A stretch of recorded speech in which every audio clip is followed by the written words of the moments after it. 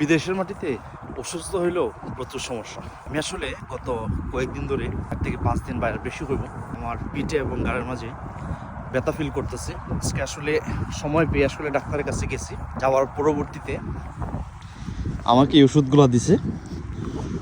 ওষুধগুলার দেওয়ার পরে 24 ইউরোর মতো নিছে ওষুধগুলোর দাম।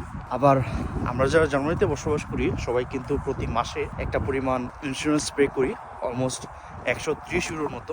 এখানে আসলে যে বিষয়টা দাঁড়াইছে সেটা হইতেছে পার মান্থে একটা পরিমাণ টাকা দিতে হইতেছে, সেই সাথে আসলে নিজেও আসলে কিছু ওষুধ কিনতে হয়েছে। সব কিছু মিলে খরচ আর খরচ। বাংলাদেশে হইলে একটা না পাকায় কিন্তু ব্যাপারটা সমাধান করে বলতে হবে, কিন্তু এখানে আসলে ডাক্তার ছাড়া ওষুধ কেনাটা একটু ডিফিকাল্ট। বাট আমি জানি না, হয়তো বা কিনা যায়। বিদেশে অসুস্থ হলে আরেকটা সমস্যা, যখন আমি 2022 সালে একবার অসুস্থ হয়েছিলাম, আমার পায়ে একটু সমস্যা ছিল, আমাকে অনেক প্রবলেম ফেস করতে হয়েছে।